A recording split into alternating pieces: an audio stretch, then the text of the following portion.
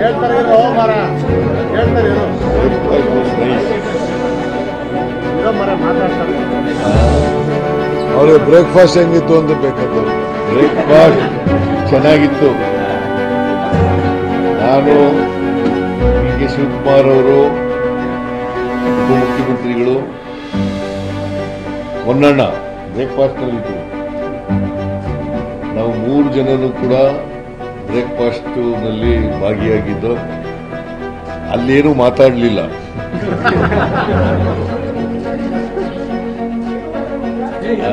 ಅಲ್ಲಿ ಬ್ರೇಕ್ಫಾಸ್ಟ್ ಬಗ್ಗೆ ಅಷ್ಟೇ ತಿನ್ನೋದು. ಬ್ರೇಕ್ಫಾಸ್ಟ್ ಚೆನ್ನಾಗಿತ್ತು. ಬ್ರೇಕ್ಫಾಸ್ಟ್ ಅನ್ನ ಮಾಡಿದ್ದೀವಿ.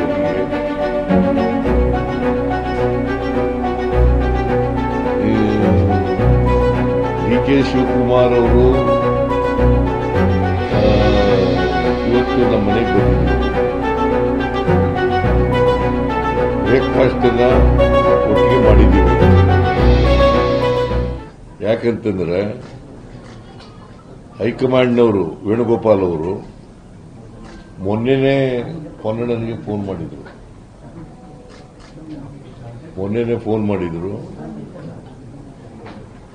ಡಿ.ಕೆ. ಶಿವಕುಮಾರ್ ಅವರನ್ನ ಬ್ರೇಕ್ಫಾಸ್ಟ್ ಕರೀರಿ ಅಂತೇಳಿ ಫೋನ್ ಮಾಡಿದ್ರು. ಆಮೇಲೆ ಡಿ.ಕೆ.ಗೂ ಕೂಡ ಫೋನ್ ಮಾಡಿದ್ರು. ಡಿ.ಕೆ. ಶಿವಕುಮಾರ್ಗೂ ಕೂಡ ಫೋನ್ ಮಾಡಿದ್ರು. As a matter of fact D K. Shivakumar ನಮ್ಮನೆಗೆ ಬರ್ರಿ ಊಟಕ್ಕೆ ಅಂತ ಕರೆದ್ರು.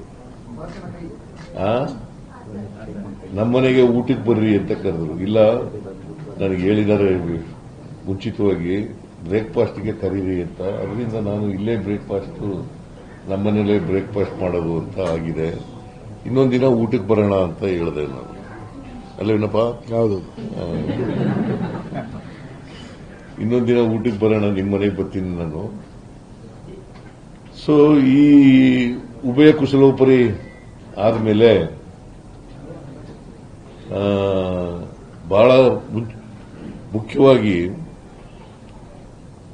ನಾವು ಇವತ್ತು ಭೇಟಿ ಮಾಡಿದ ಉದ್ದೇಶ ಅನಗತ್ಯವಾಗಿ ಸಪರೇಟ್ ಚರ್ಚೆ ಮಾಡಿದ್ವಿ. ಕೆಲವು ಗೊಂದಲಗಳು ನಿರ್ಮಾಣ ಆಗಿದ್ದಾವೆ. ಇತ್ತೀಚಿನ ದಿನಗಳಲ್ಲಿ ಸುಮಾರು 1 ತಿಂಗಳಿಂದ ಗೊಂದಲಗಳು ನಿರ್ಮಾಣ ಆಗಿದ್ದಾವೆ. ನಾವು ಇಬ್ಬರೇ ಕೂತ್ಕೊಂಡು ಮಾತಾಡೋದು. ನಮ್ಮ ಉದ್ದೇಶ 28ರ ಚುನಾವಣೆ ಬಹಳ ಮುಖ್ಯ. ಲೋಕಲ್ ಬಾಡೀಸ್ ಚುನಾವಣೆ ಬಹಳ ಮುಖ್ಯ. ಕಾರ್ಪೊರೇಷನ್ ಚುನಾವಣೆ ಮತ್ತು ತಾಲೂಕು ಪಂಚಾಯತ್, ಜಿಲ್ಲಾ ಪಂಚಾಯತಿ ಚುನಾವಣೆ, ಗ್ರಾಮ ಪಂಚಾಯತ್ ಚುನಾವಣೆ ಇವು ಬಹಳ ಮುಖ್ಯ. ಅದರ ಬಗ್ಗೆನೂ ಕೂಡ ಚರ್ಚೆ ಮಾಡಿದೋ. 28 ಚುನಾವಣೆಯಲ್ಲೂ ಕೂಡ ಕಾಂಗ್ರೆಸ್ ಅನ್ನು ಅಧಿಕಾರಕ್ಕೆ ತರಬೇಕು ಅಂತಕ್ಕಂಥದ್ದು ಚರ್ಚೆ ಮಾಡಿದ್ದೇವೆ. ನಾವಿಬ್ರು, ಡಿ.ಕೆ. ಶಿವಕುಮಾರ್ ಅವರು, ನಾನು, ಹೇಗೆ ಅಸೆಂಬ್ಲಿ ಚುನಾವಣೆಯಲ್ಲಿ 2023 ಅಸೆಂಬ್ಲಿ ಚುನಾವಣೆಯಲ್ಲಿ ಕೆಲಸ ಮಾಡೋದು ಒಟ್ಟಿಗೆ, ಅದೇ ರೀತಿಯಲ್ಲಿ ಮುಂದೆನೂ ಕೂಡ ಒಟ್ಟಿಗೆ ಹೋಗ್ತಕ್ಕಂಥದ್ದನ್ನು ತೀರ್ಮಾನ ಮಾಡಿದ್ದೀವಿ. ನಮ್ಮಲ್ಲಿ ಯಾವುದೇ ಡಿಫರೆನ್ಸಸ್ ಇಲ್ಲ. ನನಗೆ ಡಿ.ಕೆ. ಶಿವಕುಮಾರ್ಗೆ ಯಾವುದೇ ಡಿಫರೆನ್ಸಸ್ ಇಲ್ಲ. ಇವತ್ತಿನವರೆಗೂ ಡಿಫರೆನ್ಸಸ್ ಇಲ್ಲ. ಮುಂದೇನೂ ಡಿಫರೆನ್ಸಸ್ ಇರಲ್ಲ. ಒಟ್ಟಿಗೆ ಹೋಗ್ತೀವಿ. ಆಮೇಲೆ ಅಸೆಂಬ್ಲಿ 8ನೇ ತಾರೀಕಿನಿಂದ ಶುರುವಾಗುತ್ತೆ. ಚಳಿಗಾಲದ ಅಧಿವೇಶನ ಬೆಳಗಾವಿನಲ್ಲಿ ಪ್ರಾರಂಭ ಆಗ್ತದೆ. ನಾವು ಅಲ್ಲೂ ಕೂಡ ವಿರೋಧ ಪಕ್ಷದವರನ್ನ ಬಹಳ ಸಮರ್ಥವಾಗಿ ಇಲ್ಲಿವರೆಗೂ ಎದುರಿಸಿದ್ದೀವಿ, ಮುಂದೇನೂ ಕೂಡ ಎದುರಿಸ್ತೀವಿ. ಅದು ಬಿಜೆಪಿ ಇರಬಹುದು, ಜೆಡಿಎಸ್ ಇರಬಹುದು. ಸುಳ್ಳು ಅಪಪ್ರಚಾರಗಳನ್ನ, ಸುಳ್ಳುಗಳನ್ನ, ಆರೋಪಗಳನ್ನ, ಸುಳ್ಳು ಅಪವಾದಗಳನ್ನ ಮಾಡ್ತಕ್ಕಂಥದ್ದು ಬಿಜೆಪಿಯವರ ಚಾಳಿ. ಜೆಡಿಎಸ್ನವರ ಚಾಳಿ. ಇವರಿಬ್ಬರನ್ನು ಕೂಡ ಬಹಳ ಸಮರ್ಥವಾಗಿ ನಮ್ಮ ಸರ್ಕಾರ ಎದುರಿಸ್ತದೆ. ನಾನು ಡಿಸಿಎಂ ಇಬ್ಬರು ಕೂಡ, ಡಿಕೆ ಶಿವಕುಮಾರ್ ಇಬ್ಬರು ಕೂಡ ಇವರನ್ನ ಅಸೆಂಬ್ಲಿನಲ್ಲಿ ಬಹಳ ಸಮರ್ಥವಾಗಿ ಎದುರಿಸ್ತೇವೆ. ಅದಕ್ಕೆ ಬೇಕಾದಂತಹ ಸ್ಟ್ರಾಟಜಿ ಏನ್ ಬೇಕು ಅದನ್ನ ಮಾಡಿದ್ದೀವಿ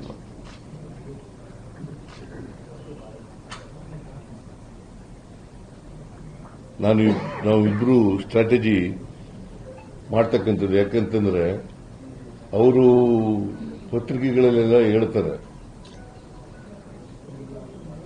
ನಾವು ನೋ ಕಾನ್ಫಿಡೆನ್ಸ್ ಮೋಷನ್ ಮೂವ್ ಮಾಡ್ತೀವಿ. ಇದು ಇಂಪಾಸಿಬಲ್. ನಾವು 142 ಜನ ಇರತಕ್ಕಂಥದ್ದು, ಅವರಿರೋದು 64 ಜನ ಮಾತ್ರ.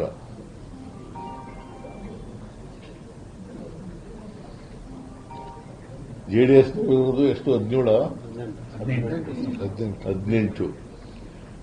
ಅವರಿಬ್ಬರು ಸೇರಿದ್ರು ಕೂಡ 84 ಆಗ್ಬೋದು,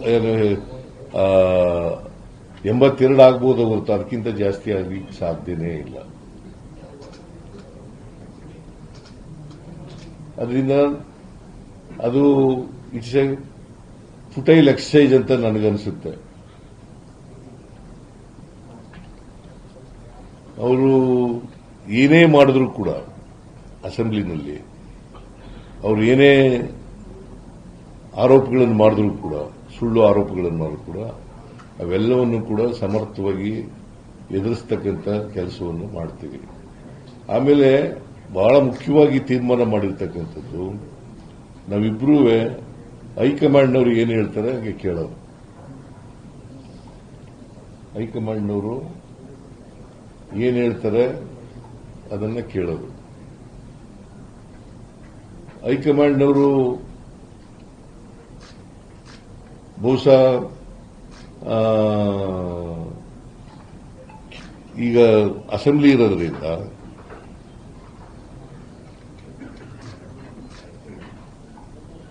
ನಮಗೆ ಇಬ್ಬರಿಗೂ ಕೂಡ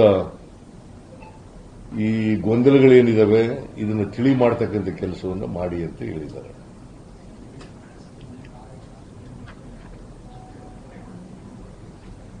ನಾಳೆಯಿಂದ ಯಾವುದೇ ಗೊಂದಲ ಇರಲ್ಲ.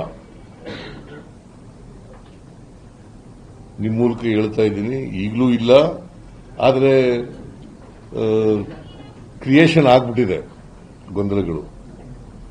ಮೀಡಿಯಾ ಮಾಡಿದ್ರು, ಕೆಲವು ಮೀಡಿಯಾಗಳು ಮಾಡಿದ್ದಾರೆ. ನೀವು ಒಪ್ಕೊಳ್ಳದೆ ಇದ್ರೆ ಬಿಡಮ್ಮ, ನೀನು ಒಪ್ಕೊಳ್ಳಲ್ಲ. ನಿಮ್ಮ ಎಡಿಟರ್ ನೀವು ಹೇಳ್ದ ಕೇಳ್ತಾರ?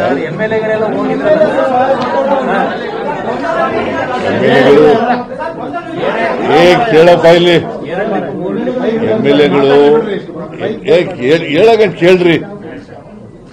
ನೀವು ಯಾವ್ದು the shows some of the media reporters have created confusion. Confusion ನೀವು ಕ್ರಿಯೇಟ್ ಮಾಡಿಲ್ಲ ಅಂತಂದ್ರೆ ಆಯ್ತು. ನೀವು ಕ್ರಿಯೇಟ್ ಮಾಡಿಲ್ಲ. ನನ್ನ ಪ್ರಕಾರ, ನನಗಿರೋ ಮಾಹಿತಿ ಪ್ರಕಾರ ಎಂಎಲ್ಎಗಳು ಹೋಗಿದ್ದಾರೆ.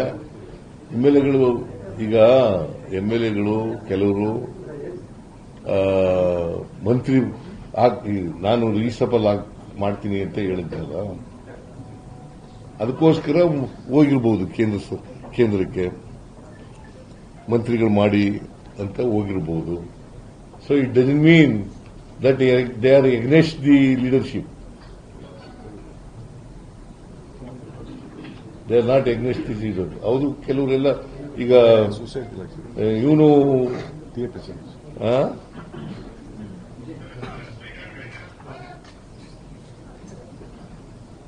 ಕೆಲವರೆಲ್ಲ ಬಂದು ನನ್ನ ಜೊತೆ ಮಾತಾಡಿದ್ದಾರೆ. ನಾವು ಹೋಗಿದ್ದು ಇದಕ್ಕೋಸ್ಕರ ಅಂತ ಹೇಳಿದ್ದಾರೆ. ಸೊ ಒಟ್ಟಾರೆಯಾಗಿ ನಾವು ಹೈಕಮಾಂಡ್ ಏನ್ ತೀರ್ಮಾನ ಕೊಡ್ತದೆ, ಏನ್ ಡೈರೆಕ್ಷನ್ ಕೊಡ್ತದೆ, ಏನ್ ಇನ್ಸ್ಟ್ರಕ್ಷನ್ ಕೊಡ್ತದೆ, ಆ ರೀತಿಯಾಗಿ ಮಾಡ್ಕೊಂಡು ಹೋಗ್ತೀವಿ.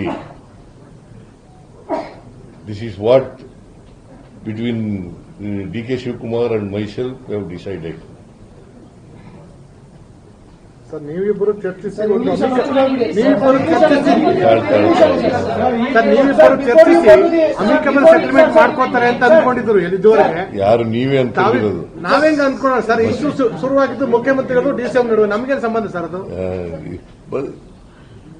ನಾವಿಬ್ರೇ ಸೆಟಲ್ಮೆಂಟ್ ಮಾಡ್ಕೋತೀವಿ ಅಂತಂದ್ರೆ ಅದೇ ಸೆಟಲ್ಮೆಂಟ್, ಪಕ್ಷದ ವರಿಷ್ಠರು ಇಬ್ರು ಒಟ್ಟಿಗೆ ಹೋಗೋದೇ ಸೆಟಲ್ಮೆಂಟ್. ಓಕೆ, ಹೈಕಮಾಂಡ್ ನೀವು ಹೇಳ್ದ ಕೇಳದೆ ಸೆಟಲ್ಮೆಂಟ್.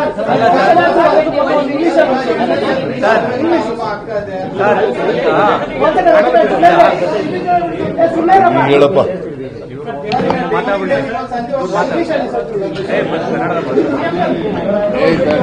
ಇವ್ರು ಹೇಳ್ತಾರೆ ತಾಳೆ.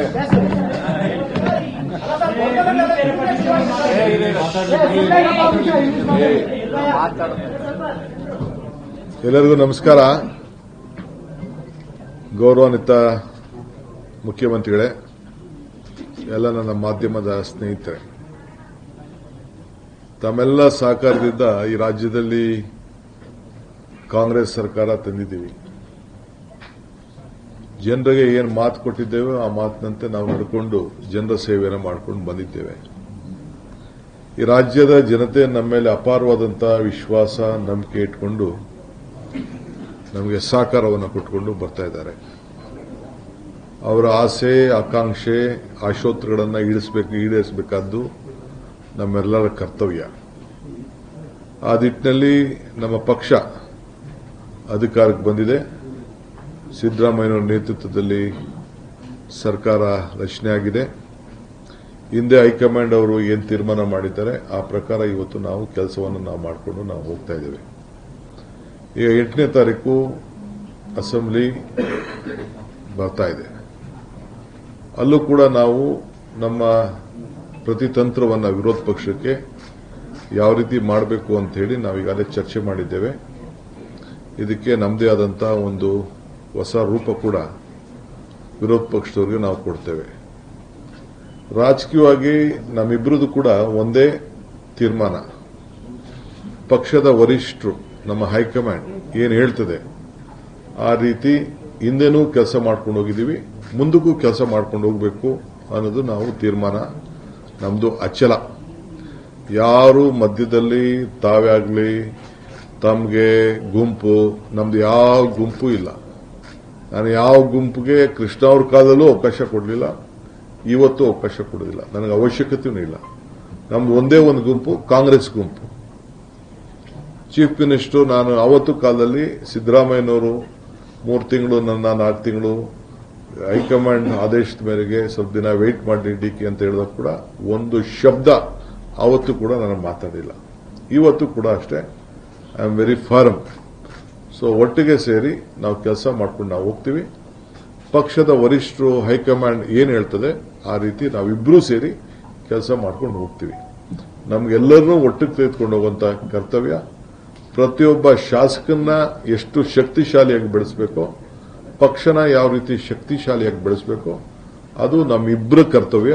ಆ ನಿಟ್ಟಿನಲ್ಲಿ ನಾವು ಮುಂದಕ್ಕೆ ಸರ್ಕಾರನ 28ಕ್ಕೆ ನಾವೇ ತರಲಿಕ್ಕೆ ಅನೇಕ ಕಾರ್ಯರೂಪವನ್ನು ನಾವು ರೂಪಿಸಿದ್ದೇವೆ. ಆ ನಿಟ್ಟಿನಲ್ಲಿ ನಾವು ಕೆಲಸವನ್ನು ನಾವು ಮಾಡ್ಕೊಂಡು ಹೋಗ್ತೇವೆ. ಏನು ಮುಖ್ಯಮಂತ್ರಿಗಳು ಈಗಾಗಲೇ ತಮಗೆ ಸಂದೇಶವನ್ನು ಕೊಟ್ಟಿದ್ದಾರೆ, ಆ ಸಂದೇಶಕ್ಕೆ, ಆ ಮಾತಿಗೆ ನಾನು ಕೂಡ ಸಹಮತವನ್ನು ವ್ಯಕ್ತಪಡಿಸ್ತಾ ಇದ್ದೀನಿ.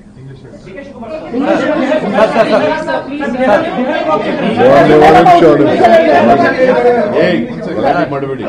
ಟುಡೇ ಒನ್ ಮಿನಿಟ್ ಹೇಳಿ. ನೀವೆಲ್ಲ ನೀ ಹೇಳ್ದಂಗೆಲ್ಲ ನಾವು ಕೇಳಕ್ಕಾಗಲ್ಲ. ನಾವು ಈಗ ಕರೆದಿದ್ದೀವಿ, ನಾವು ಹೇಳ್ದಂಗೆ ಫಸ್ಟ್ ಕೇಳಿ, ಆಮೇಲೆ ನಾಳೆ next. Today I am very happy that all of you have come for our press conference. Today myself and the Honorable Chief Minister, we had a breakfast meeting, and Mr. CM is also going to come for a lunch or dinner within next few days to my residence. We all have joined together, we have worked together. The party, as the entire workers of the state, have jointly supported us, and the people of Karnataka